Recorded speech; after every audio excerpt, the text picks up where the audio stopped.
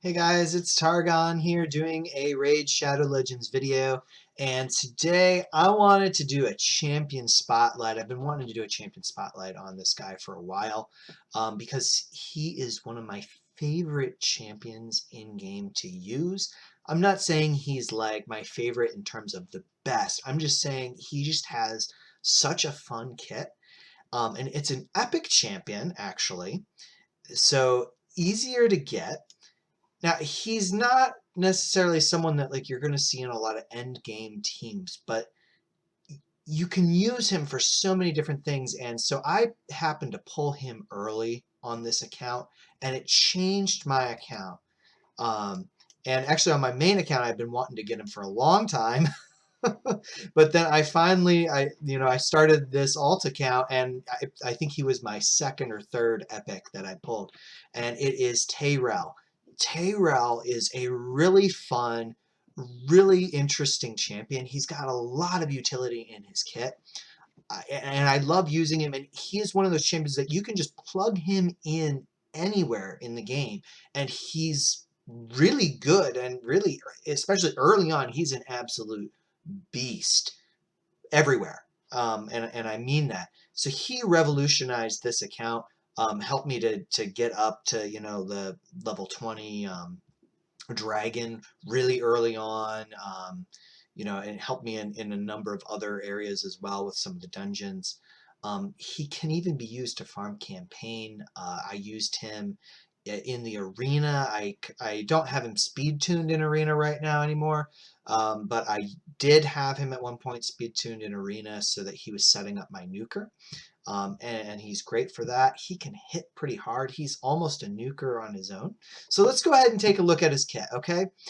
So the first thing about him, all of his abilities do damage based on defense. He's a defense-based champion, which is great because you don't need to worry about survivability. And he hits hard. He hits really hard.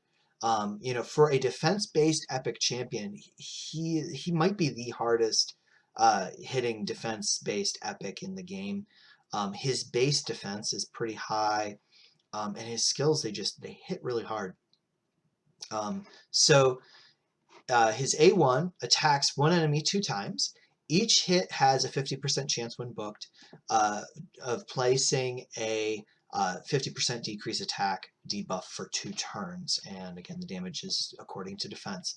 So right away, an A1 that has a decrease attack on it is super useful all over. Like for any dungeon, this is going to help out a lot with the boss, especially with Dragon and Ice Golem, because those 2 bosses can hit pretty hard when they do their big abilities. And so if you can decrease their attack, that's going to reduce the damage you take. So that's going to let you progress in dungeons. This is also really, really a great skill for clan boss. Okay. His A2 attacks all enemies and has a 100% chance when booked of placing a decreased defense debuff for 2 turns. And if the target happens to be under decreased attack, it will place a sleep debuff on them for 1 turn. Damage is proportional to defense. So this is really great just because, just dropping defense on everybody is a great skill to have. That's why he's great in arena. And if you've happened to cycle through your abilities and you put a decreased attack on somebody and then you use this, then you can put them to sleep, which is kind of a nice little bonus. Not super useful, but it is neat, and it can work out well in some situations, especially like in longer drawn out battles in Doom Tower where you're dealing with waves, that this will come into play. And his A3 is single target, but it attacks 1 enemy, decreases the target's turn meter by 50%, but if it depletes the turn meter fully, it places a stun debuff for 2 turns. That's huge. This is a really great skill to have, especially in Doom Tower and in the arena. So if in arena I'm going against a reviver, let's say there's a Duchess, or maybe like earlier on you might be facing Syl, and they're defense-based revivers who are harder to kill, But if I can manage to put a stun on him for 2 turns, I don't need to worry about him. I could just focus on all the damage dealers and then take out the reviver. So that's really useful. Or if, you know, there's another champion that's about to go and it's just I can't afford to have Trunda nuke my team, so I'm going to decrease her turn meter and hope that I can, you know, finish her off later. That works. And this skill hits pretty hard, and I'll show you in a little bit. Also, he has a decrease or an increase rather defense aura in all battles by 25%, which is really, really nice to have.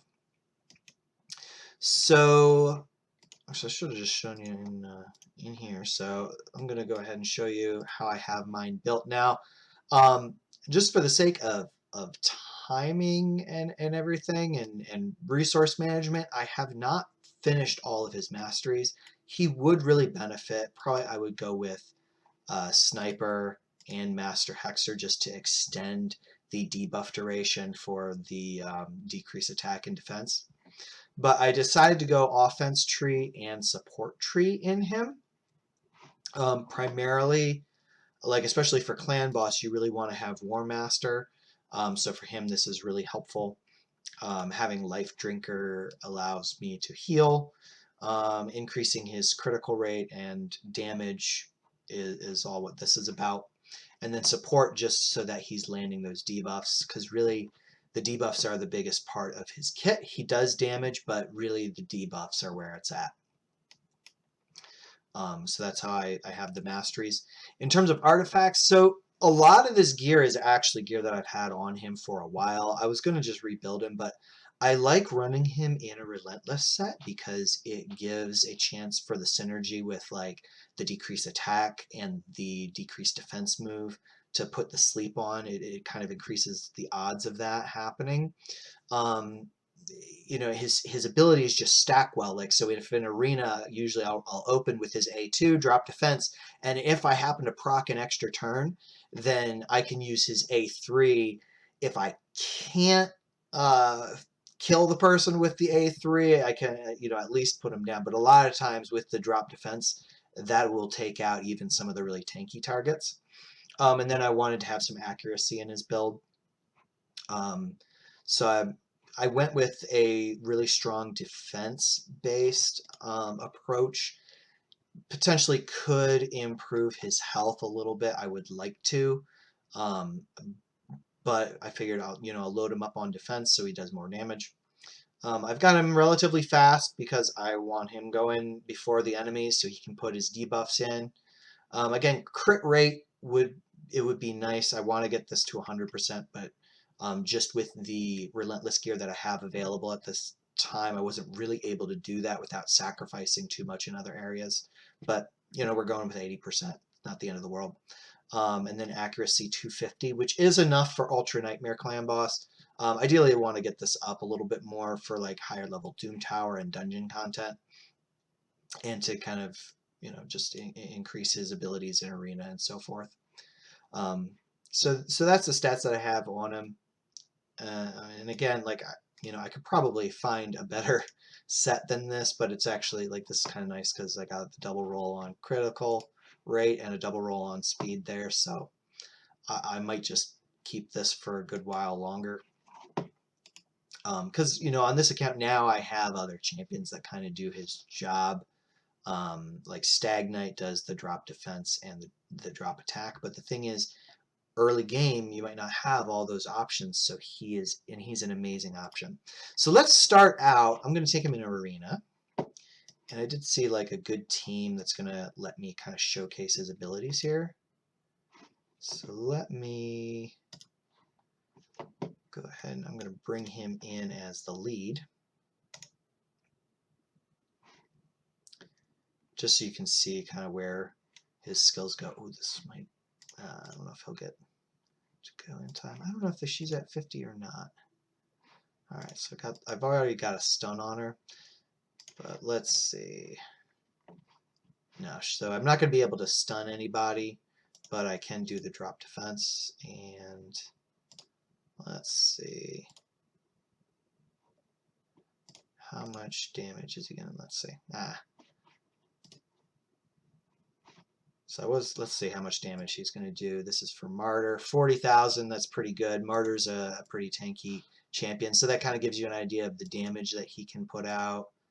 Let's see, any others?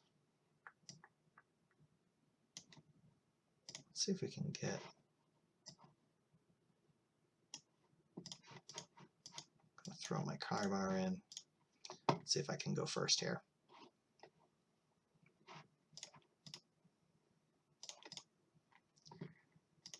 And I'll get the shield off him.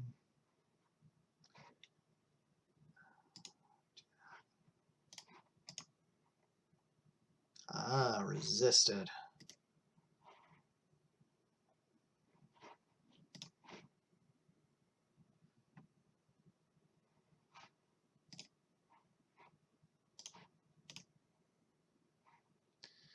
All right, let's see. I'm going to see if I can take out this Kaimar. Bam. I was going to try and see how much damage he did on Brago, but just because the drop defense didn't stick. Here we go. He's going to attack him now with the A1. We'll see what that does damage-wise. Pretty good amount. Iron Brago is probably like the heaviest defense-based champion in the game. So on the A1, that's, you know, pretty substantial. And yeah, I'll just kind of let this play out here. And of course we got Sepulcher doing her little Sepulcher thing, blocking all the damage. So that's what he can do in Arena, which it's really good early game. I'm not going to run him through campaign just because you know, it takes time, but you can use him to farm campaign. You know, even early on, if you put like a lifesteal set on him, especially because he's got the drop defense and the drop attack, like it lets you do more damage to the enemy and it lets you take a little less damage. So if you build him fast enough, you really can have him farm campaign, and because he's defense based, like he doesn't take a ton of damage anyways.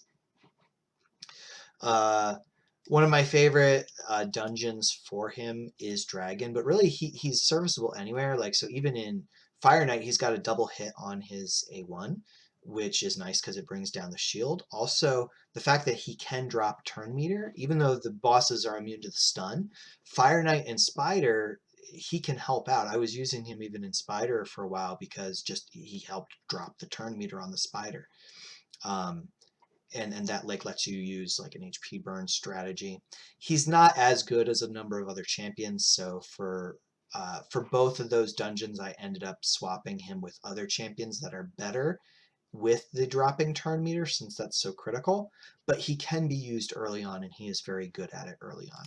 But I still use him in Dragon, so I'll just do like a Dragon 20 run here. I use him as my lead.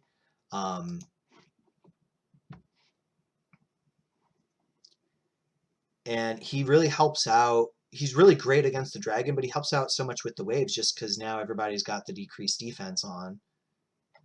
And so now when I'm using everybody else's abilities, it's just going to clear the field, helps speed things up a little bit.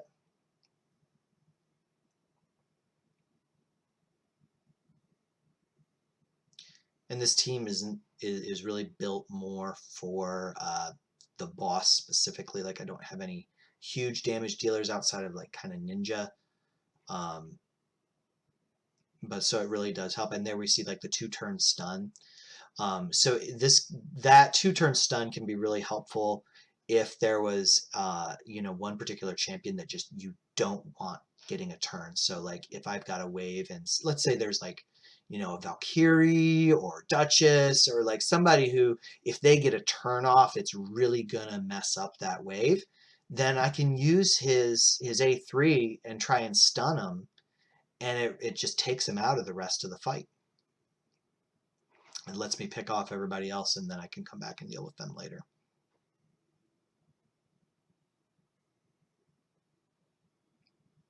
And I'll just let this go ahead and clear up. There's that stun again. And yeah, I don't know if you saw, there was a few times in the waves where he did throw a few of the sleep debuffs out, I believe, which helps with waves. Now, when you're on auto, a lot of times they'll wake up, but you know, you can do it. And so you see there all that damage that Ninja did.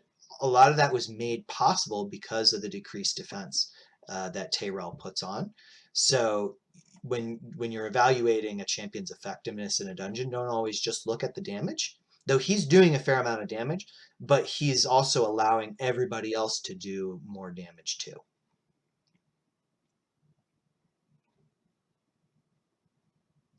And so this run's pretty much done. And there you see the War Master proccing.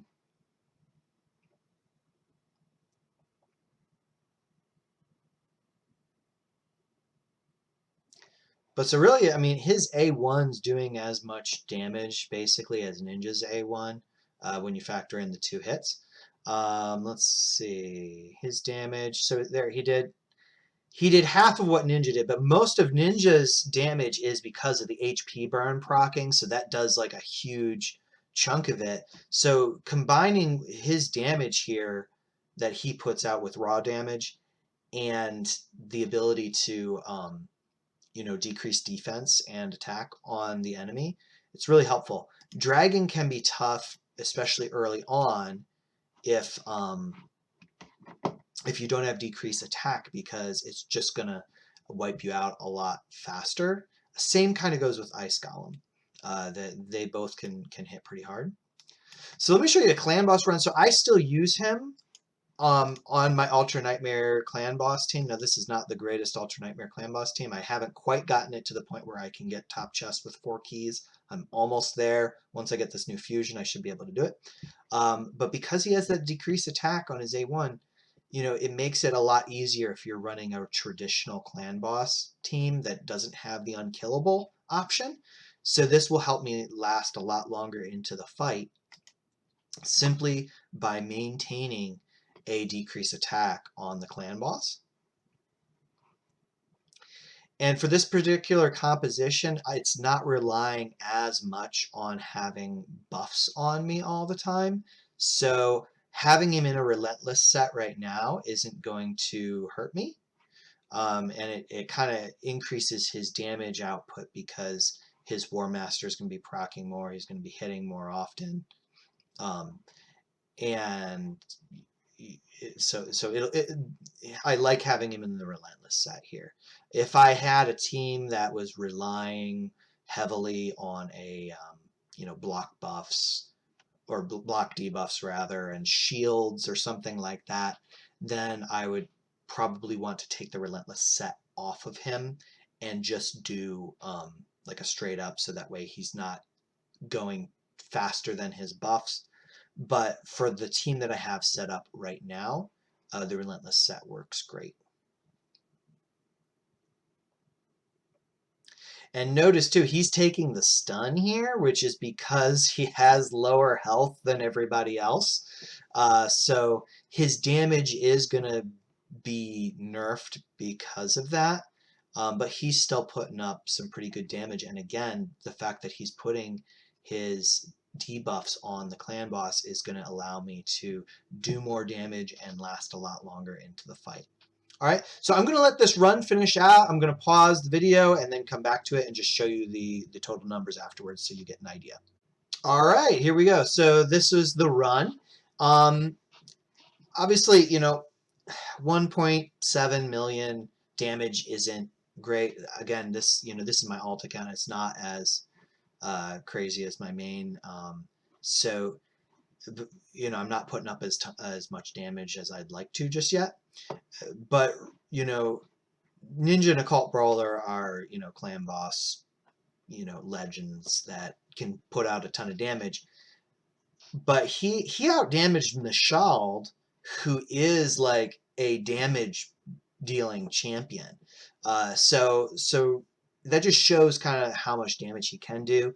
And when you combine that with his debuffs, he's just super useful everywhere. So, you know, really, if you get him early on, he is worth investing in. I do not regret putting all the books into him, and fully leveling him up. Again, I didn't quite finish the masteries just because I started getting other champions, but I might go back and do it because I still do use him enough that it could be useful.